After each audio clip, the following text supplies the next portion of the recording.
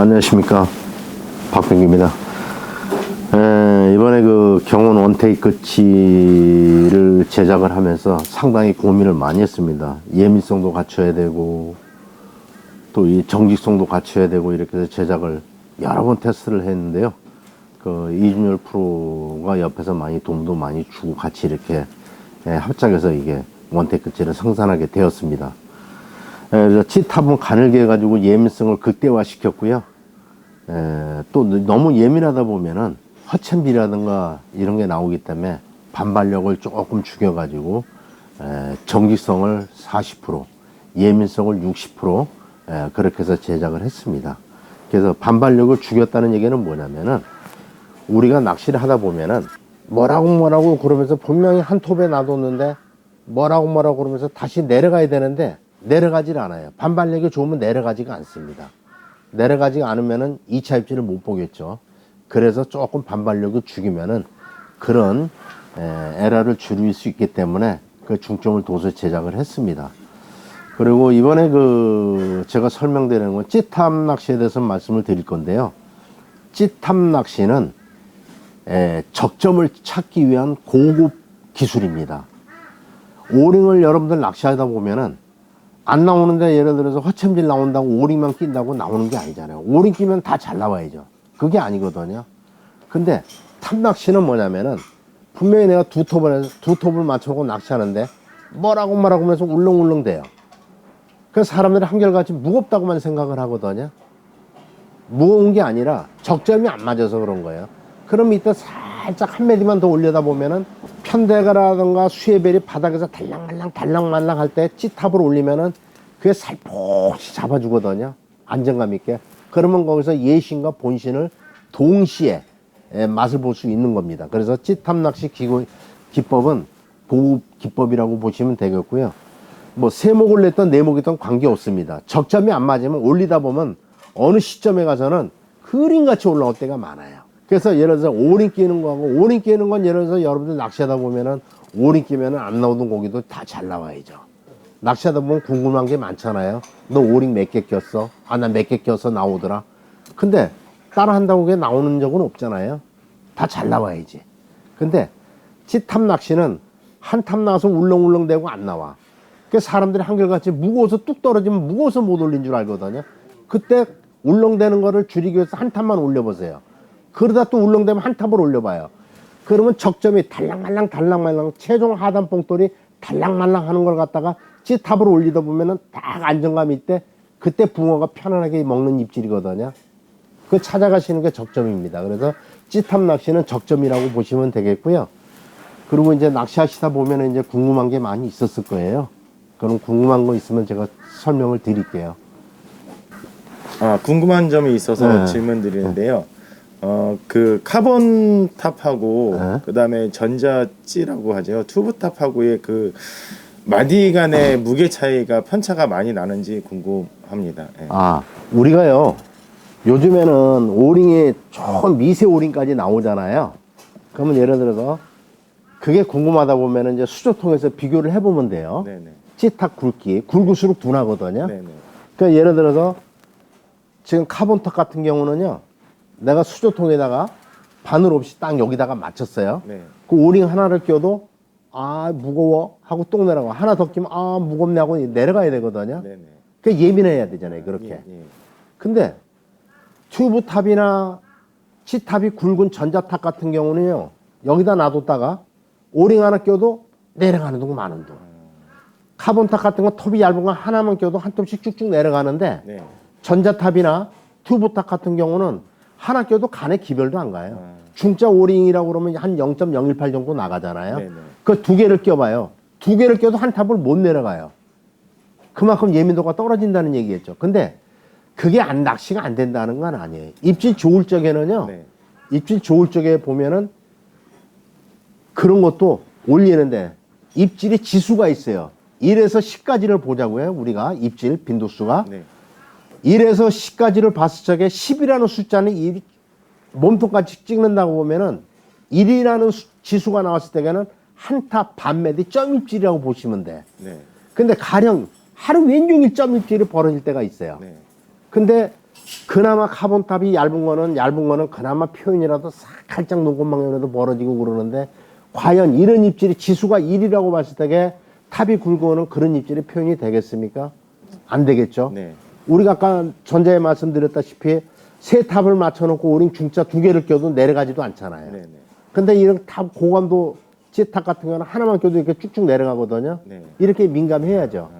알겠습니다. 그래서 찌탑 낚시는 그 뭐냐면 적점을 찾아가야 돼요. 네. 예. 그래서 안 달리면 올리고 안 달리면 올리고 그러다 보면 어느 적점에 가서는 그림같이 벌어지니까 예, 저 같은 경우는 한결같이 찌탑 위주로 낚시를 했으니까 네네. 그리고 예민성에 대해서는 한 탑을 맞춰놓고 수조 통해서 비교를 해보시면 돼. 예, 알겠습니다. 예. 예, 감사합니다. 예. 또 다음. 네, 궁금한 게 있어서 물어볼게요. 일반적으로 수에벨이든 편대든 낚시를 할 때 본인이 좋아하는 이제 목수를 내놓고 낚시를 하지 않습니까? 뭐 두목이면 두목, 세목이면 세목. 근데 본인 딴에는 정확한 입질이라고 판단을 해서 챔질으로 이어지는데 헛방이 나는 경우가 종종 있습니다. 그게 어떤 채비가 됐든 그랬을 때 보통은 이제 찌탑을 올리는 경우가 있는데 주변이나 다른 분을 보면 기준이 없는 경우가 많습니다. 어떤 분은 몇 미리, 어떤 분은 한 마디씩. 그래서 어떤 게 찾아가는데 접점을 찾아가는데 유리한 방법인지 아니면 어떤 규칙이 있는지 그거에 대해서 좀 질문 좀 드리겠습니다. 근데 이제 활성도에 따라 틀려져요. 활성도가 뭘 얘기하냐면은 기본적으로 낚시하다 보면은 요즘에 이제 소치 자체 소재가 좋기 때문에 반발력도 좋고 그림같이 오는 정상적인 입질인데 채면 헛챔질이 나와요. 아니면은 챔질 했는데도 툭 하고 떨어질 때가 있죠. 입술에 걸려가지고 떨어지는 이런 느낌. 그게 뭐냐면은 적점이 안 맞아서 그러는 거예요. 그러면 예를 들어서 그런 헛챔질이 나온다 이랬을 적에는 근본적인 것부터 해결을 해야 돼요. 근본적인 거. 근본적인 게 뭐냐. 계절에 맞춰서 우리가 옷을 입듯이 계절에 맞춰서 수에벨이 됐든 편대가 됐든 부력치하고 편대가 됐든 수협이 됐든 맞아야 된다는 얘기죠. 밸런스가. 그게 황금 밸런스예요. 황금 밸런스를 맞춰주면은 허챔비를 갖다가 최단적으로 줄여주거든요. 그 다음에 이제 본인 기법이 이제 거기다 첨가를 해야죠. 안 나온다고 오링만 들이다 박는다고 잘 나오는 게 아니잖아요. 밸런스가 깨지면 그런 현상이 생길 수도 있고, 그리고 또 무슨 또 아까 질문이 또 뭐가 또 있었지? 찌탑 올릴 때 아. 뭐 사람마다 조금씩 자기만의 2mm, 3mm씩 올리는 거냐? 아니면 한 마디씩, 또는 반 마디씩? 아, 헛챔질이 나오면은 한 마디씩을 기준 잡아줘야 돼요. 예. 입질이 좋을 적에는요, 뭐 톱에 중간에 걸쳐도 관계 없거든요. 색상에 중간에 걸쳐도 관계 없어요. 여기서 이만큼 올라오는데 안 보이는 찌가 어디 있어요. 근데 입질의 지수가 1일 때도 있고 2일 때도 있어요. 분명히 여기서 이렇게 될 때가 있어요. 분명히 요만큼 뿐이 안 벌어져요. 이럴 때가 극과 극인 상황이거든요. 여기다 가운데다 톱에 색깔의 가운데 놓으면 여기서 이렇게 살짝 올린들 알겠어요? 모르잖아. 그럼 다음 색깔이 보일 듯 말 듯 보일 듯 나게 해놔. 여기서 삐끔하고 벌어지는 게 예신과 본신을 갖다가 읽을 수가 있거든요. 그래야 챔질할 때 후킹이 되는 거지. 이럴 때는 극과 극인 상황을 놓고 얘기하는 거고, 입질이 좋을 적에는 어쩔 때는 넘어질 때도 있잖아요. 그때와 관계없는데 입질이 10일 때는 관계가 없어요. 근데 입질 지수가 1이라고 2하고 봤을 적에는 항시 한 몫씩 올려서 다음 색깔이 보일 듯 말 듯 하게. 그래야 예신과 본신을 읽을 수가 있으니까 그렇게 접근을 하면 돼요. 그리고 허챔질 나온다는 거는 밸런스가 안 맞아서 그런 거예요. 황금 밸런스는 모든 게 있거든요. 계절에 맞춰서 옷을 입는 것 마냥 허챔질 많이 나면 근본적으로 밑에가 가볍다든가 부력치가 약하다든가 그렇게 접근을 해주시면 돼요. 네. 네, 저도 궁금한 게 있어서 네. 그 아까 찌탄 낚시의 정점을 찾는다고 하셨는데 네. 그 찌탄 낚시를 어느 목수까지가 정점인지 아니면 계속 올려도 되는 건지 그게 궁금해서. 아, 예전에는 제가 이제 찌를 만들 적에는 사실 탑은 이 벌써 한 4마디, 5마디 여기서 다 이루어지잖아요. 한 마디에서 여기 거의 다 이제 상단부에서 이루어져요. 그러다 보니 이제 찌탑 낚시를 하다 보니까 그래서 원테이크 치 같은 경우는 이 색깔을 갖다가 형광도로를 칠한 거예요. 그전에 백색이었거든요. 백색이었으면 형광도라면은 입질 폭을 읽을 수가 있잖아요. 그래서 찌탑 낚시는 4목이면 어떻고 3목이면 잡기 위한 수단이잖아요. 네. 예? 그러면 예를 들어서 물속에서 수중 중량이라고 그래가지고 오링 하나 끼면은 전달이 안 돼요. 그만큼 감소가 돼요. 근데 바깥에서 오링 하나 끼면 분명히 한 탑이 내려가거든요. 물속에서요. 네. 근데 하나를 끼면 한 탑이 올라와요. 근데 물 바깥에서 한목을 올리면 전달력이 그만큼 빨라요. 그래서 아까는 허챔질이 나왔는데 올리다 보니까 한 50%는 후킹이 되고 50%는 안 되고 그럼 또 한 번 올려봐요. 그러다 보면 올리다 보면 적점이 나와요. 적점이라는 게 뭐냐면은 수해벨이 됐든 편대가 됐든 바닥이 안착이 되잖아요. 안착이 됐으면 예를 들어 보이지 않는 속조류가 생겨요. 속대류가 물속에서 횡으로 생길지 종으로 생길지도 몰라요. 대류라는 게. 그러면 바람을 안고 있을 때는 씨는 밀려오지만 채비는 밀려나가요. 그때는 종대류라고 그러거든요. 그때는 가라입질이 많이 나오죠. 그러면 예를 들어서 오링 채우는 것보다 밑에 편대를 키워주고 찌탑을 올리면은 웬만큼 해결이 되죠. 근데 그렇다고 찌탑을 올린다고 해서 근본적인 해결이 다 되는 건 아니에요. 내 탓도 할 줄 알아야지. 떡밥을 잘못 깼다든가 바닥이 안 좋다든가 내 탓도 할 줄 알아야지. 안 된다고 오링만 탑만 올리고 뭐 오링만 채운다고 해서 해결될 게 아니잖아요. 밸런스는 최대한 맞춰주되 거기에서 찌탑 낚시를 하면 되죠. 그리고 오링은요 딸가닥은 잊어버리신 게 좋으냐면은 저 같은 경우는 무조건 한 탑에 오링 중짜 3개 정도는 끼우고 스타트를 해요. 그러다 보면 밥이 들어가면 또 덜머덕 돼. 그럼 찌탑을 올리다 보면 그런 현상이 없거든요. 한 탑 올리다 보면은 덜머덕 거 없이 딱 안착될 때가 있어요. 그때가 최고의 적점이라고 보시면 돼. 네. 예. 감사합니다. 예. 원테이 끝이 보기에도 너무 예쁘고 예. 뭐 만드시냐고 정말 고생 많으셨습니다. 예. 근데 사용을 하다 보니까 저는 뭐 찌타 낚시 2마디를 내놓고 낚시를 많이 하는데 예. 뭐 물론 뭐 예. 선생님처럼 오링을 박아서 예. 그렇게 낚시를 합니다. 그래서 2마디에서 시작을 하는데 찌가 뭐 3-4마디 진행을 할 때 채에서 나오는 거하고 찌가 더 많이 올라왔는데 챘는데 이제 허챔질이 되는 거죠. 똑같은 챔인데도. 근데 빨리 채면 걸려서 나옵니다. 정확하게. 좀 늦게 채면 안 나옵니다. 그러니까 그 포인트를 잡으려고 굉장히 노력을 하는데 그럴 때 한마디를 더 들어주는 게 좋은 건지 아니면 그 상태에서 그냥 챔질을 좀 빨리 이어가는 게 좋은 건지 네 그게 좀 궁금합니다. 이제 보통 일반 분들하고요. 여기 스텝 여러분들은 같이 어울려서 커피 내기를 하고 이제 그런 건 내기를 하잖아요. 그냥 하면 재미가 없잖아요. 그러면은 입질이 진행될 때 손이 나가지 팔짱 끼고 있다가 아니면 등기 대고 있다가 여기까지 올려서 낚시하는 사람은 없잖아요. 진행될 때 벌써 챔질하면 다 달려야 되거든요. 그래서 이번에 설계된 게 원테이크 끝이가 뭐냐면은 반발력을 그만큼 죽였다는 얘기예요. 찌탑은 가늘어서 예민은 하죠. 그리고 찌 자중을 살짝 죽여주면은요 그런 에러를 줄일 수가 있어요. 그러니까 예를 들어 진행될 때 치면 다 달려야죠. 그게 정직한 찌죠. 제가 설명드리는 거는 2마디 내외로 올라왔을 때 챔질하는 거하고 네. 2마디가 넘어갔을 때 챔질하는 거하고 네. 그 어떤 그 차이가 다르다는 거죠. 그럴 때 어떤 기법을 사용하는 게 좋을지. 그거는요 허챔질이 나온 거하고 연관성이 있거든요. 허챔질이 나온다는 건 찌탑을 올려주면은 이제 잔존부력을 죽여준다고 내가 누차 얘기를 했잖아요. 그러면 그게 해소가 돼요. 예, 허챔질하고 이상하다. 왜 이렇게 안 달리지? 그러면 한 탑을 올려봐요. 안 달리지 왜 그럴까? 한 탑을 올려봐요. 그럼 달릴 때가 있어요. 그게 적점을 찾아가면 돼요. 그렇게. 감사합니다. 예.